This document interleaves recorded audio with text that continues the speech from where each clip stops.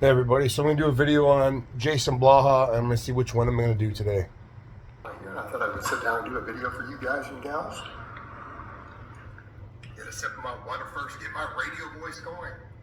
Okay, I get asked this fairly often by people who notice that I vlog all my workouts. Some of the regular followers, the people who chime in regularly, they follow the vlogs. Okay, so he's talking about what keeps him consistent in the gym. And I'll tell you what it does, is steroids keeps this guy consistently working out, okay? He's not gaining any more muscle. He's not gaining any more strength. He's actually losing strength. So he's basically working out too much, and his steroids are useless. When you start taking steroids over your whole life, eventually it starts to go down and down and down. Because, I mean, you figure about 500 people watch them no matter what. That's kind of like the loyal audience there. And they do ask, how do you stay motivated year after year after year? Probably money. Because I don't rely on motivation. And I know that sounds like a bizarre concept. People are going to say, what in the hell are you talking about? I rely on habit. In other words, I don't try to get motivated to train. Again, sounds counterintuitive. Well, who does? People are kind of like, yeah, man, I kind of get in my zone. Do you guys have to get motivated to train? You either want to do it or you don't. Okay? Really? I have my certain music I need to listen to. I need my pre-workout. I need whatever it is that they need. I think that that's not always a good idea. I think... But he's taking steroids, though. Establish a habit. In other words, you need to have a habit of routine. TRT. Upper, lower, 4-day a week, which is what I do most of the time. I always have an upper body day on Monday. Okay, year round. What does that entail? That means I'm going to bench press. I am almost certainly going to bench press every Monday, 52 weeks a year. Monday morning. That's the habit. If I get up and do that every... Just bench presses, no OHP, nothing like that. No push presses, no strict presses. He just started doing curls after I hammered him for years to do them. Jason, you got to start doing strict curls now, okay? You can't even strict curl 135, I bet. Monday morning, why do I need to be motivated? You don't need motivation. You do it every week. Just get into the habit of doing that. Get in your set structure. Oh, Jason, you motivate everybody to lift, man. You do, man. Your set routine. Most of you have a routine. They just watch your videos and then they feel like going hitting the gym. Like a work week intentionally. Most of you who have normal 9-to-5s, which I obviously don't. I'm self-employed. So it's kind of a 7-day a week. I don't get days off. But A lot of times people have a 9-to-5 on Monday through Friday, whatever. Monday morning, that's the start of your work week. You have stuff that you get up and do every Monday morning. Every Monday morning, you probably, I just got back from a nice drive out there today, so I'm just got out of the shower. I'm just relaxing right now and just doing the video like this. Get to lay back once in a while. Why not? have a set routine. It's your habit. Treat your training the same way. That is how you get into it. Meaning, Oh my gosh, this guy's got a drug habit. That's it, man. You just motivate yourselves. You either want to work out or you don't. You make your goals. You want to hit them or you don't want to hit them. Plain and simple. Let's check another video.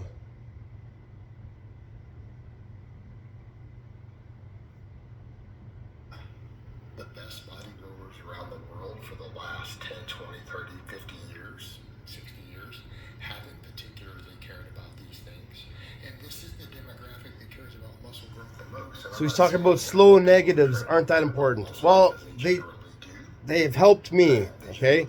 I do all my negatives slowly. I do a lot of them actually, and it's helped my strength. It helped my overhead presses, helped my bench presses, and it's helped my curls. It's helped my squats when I go down really, really slow as well, and I hold it there. And when I do deadlifts, whenever I do them, I put the barbell down slowly on my living room floor. I don't drop it like you guys do, most of you guys.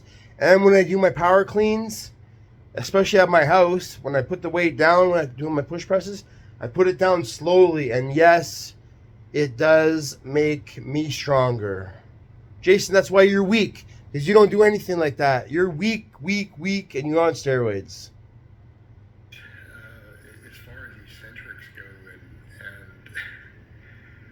real world examples, it's relatively scarce, right? And I've seen many people who focus excessively on eccentrics who are really under muscled. They're really small. They don't get development from it. Jason, you're small, man. You're not even big, Jason. And you're just on steroids anyway. And you're losing your legs are looking way smaller than they were, and your arms aren't even doing nothing. That's about it. Just kind of pointing out, I have never done slow eccentrics at all. And that's why you're weak. And that's why you cannot overhead press, Jason. You cannot bench press. You cannot curl. Jason, you're only 46. You're not 50, even close to 50 yet. You still got 4 years to go. I got like 2 months, then I'm 50. I don't put 1 second of thought into it. I just focus on the stretch and focus on getting stronger on my back exercises, whether it's...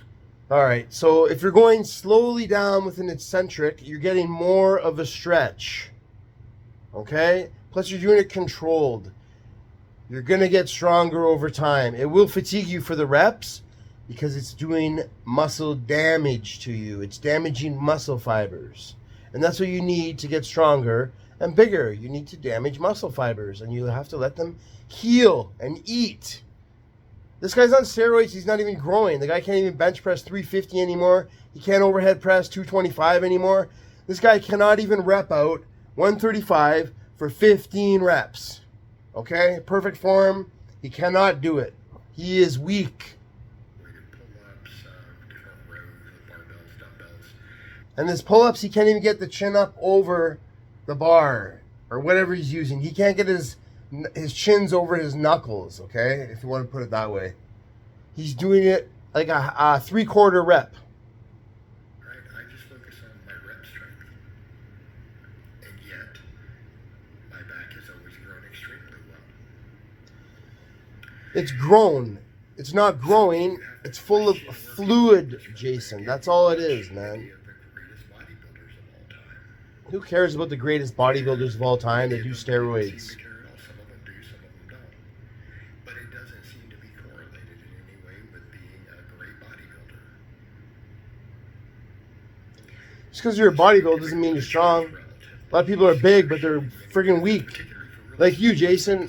Are you really big? No, you're not actually. You're only like 5'8", okay? And you're weak. You're not big, Jason. Why do people have this idea? I think for a couple of reasons. Number one, because slow eccentrics can make you really sore. Right? They can make There. So this guy is totally adapted. That's why he's not getting any stronger. He's actually getting weaker and weaker and weaker. He cannot overhead press. He cannot bench press 350 pounds. He cannot bench 365 anymore. I'll tell you that right now. really sore, much sore than regular training. A lot of people then say, oh, so... What are you going to do when you're 50, Jason? You're going to fucking be going... You're not going to be working out no more? So you got like 4 years left. 3 years, 3.5 years. You're not going to be fucking working out probably like this. I think a lot of it has to do with people just trying to find ways to train lazier. Because like, man, I just don't want to lift Whenever I get DOMs and I let them heal, I get stronger. the heavy weight for a lot of reps. Right? I don't want to do that. That's hard work. So then they're like, if I just go slower, it forces me to use a much lighter weight, and then, you know, which is fine. I mean, if you want to train strict, use a lighter weight by all means. Right? Like notice here, obviously on my incline benching, soft touch, everything under. So I'm using lightweight when I put the fucking 275 over my head, and I bring it down to my chest as slow as I can without dropping it on myself. The fuck? That's made me stronger. You know, Wow. I'm repping 225 with a wide grip, but still.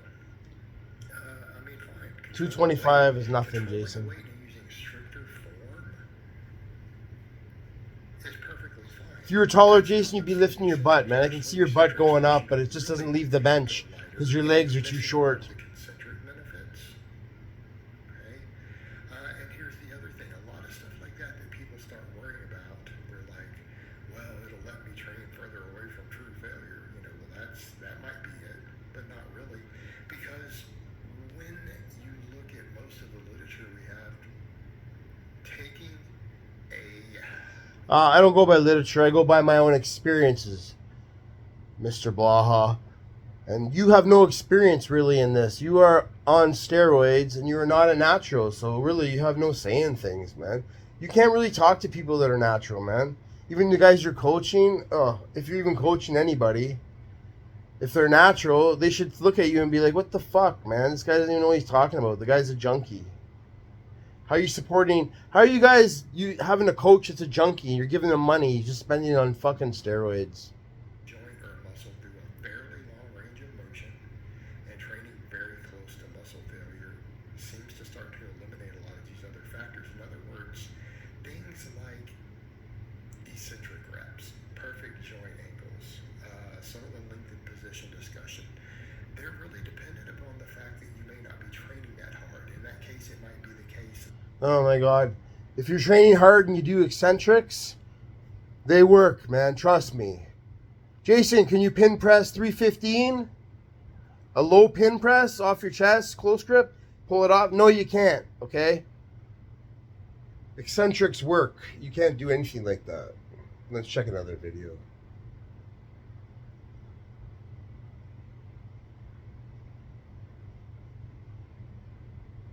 Why 55-year-old men use this against gray hair. I've tried absolutely everything to get rid of my gray hair. Hey everybody, it's Jason Blaha here. I'm just sitting here drinking my morning coffee. Looking sexy while I do it. Alright, let's talk a little bit about the mind-muscle connection. This is a concept. Well, beauty is in the eye of the beholder. Dislike it because it sounds so goofy and new agey. And I guess it kind of makes sense because guys like Frank Zane talked about it a lot. But I think the best way to think about it. Another roider, another steroid guy. Everyone you talk about's on steroids. You can't even bring up anybody that's natural. Because there's really probably nobody that's natural like that. That's like in the higher professional series. There's nobody natural. So that's all you respect is that. Studies on EMG activity with this stuff, but I'm not going to go into all that. The thing is, people misuse and misunderstand it, though. Meaning, a lot of times guys are saying, hey, I'm using the mind-muscle connection, and it'll be weak, small guys, and let's just be honest, who they're just not training that hard. And they're doing goofball exercises with it, and they think that that's going to work. They're like, well, if I just do this one-arm lat pull down or this concentration curl. Okay, work for what, Jason? What are things you've been working for, man? Nothing's really working for you, Jason. Your lifts have gone down. Oh, you can do it better form now. I thought your form was good before, you said. You're doing lighter weight, better form. What's hard about that? Fuck. Let's see you bench 365 again, Jason. Without steroids. Let's see you overhead press 225 at the same time as you can bench 365. You don't work hard, Jason. You don't work hard at all. You're a lazy upper body workout guy. You just started doing curls and pullovers and shit like that. You stopped doing chin-ups forever. You're lazy, Jason, and you're weak. Lazy, weak, steroid junkie. And I feel the muscle, it's going to work. Well, why wouldn't you be feeling the muscle? Do you not feel the muscle on your warm-up sets? That's a sign to me that someone maybe doesn't know what they're doing. When I see people regress like you on steroids, you don't know what you're doing. That's what I think. I can tell you already that your form and your setup needs work if when you're warming up with the empty bar on a bench press, you don't feel your pecs.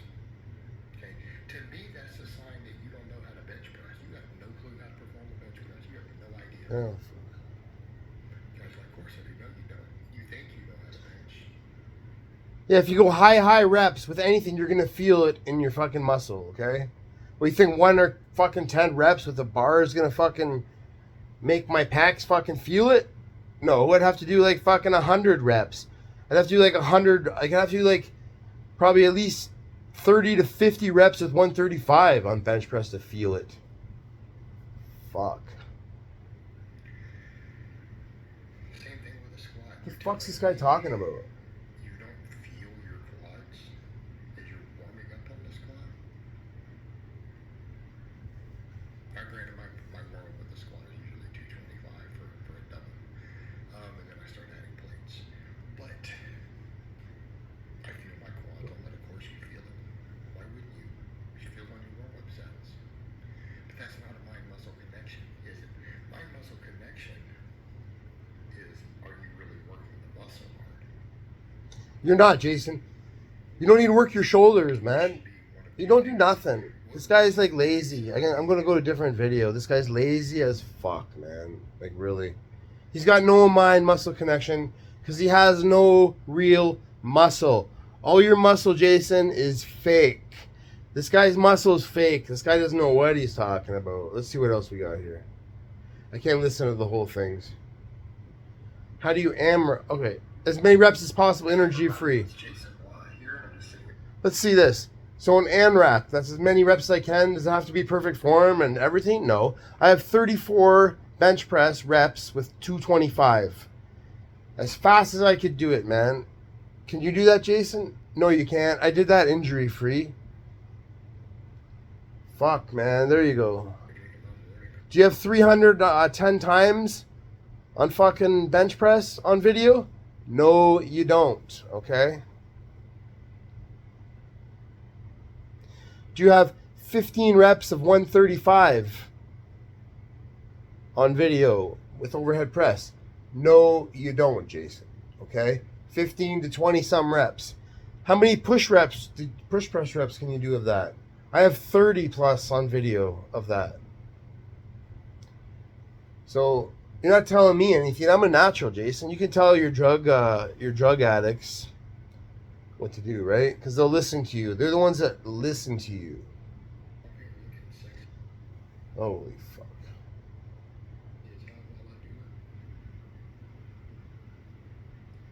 Who are you talking to, Jason? You got girls on there or something watching you? All right, let's talk a little bit about AMRAP sets or heavy top-end sets.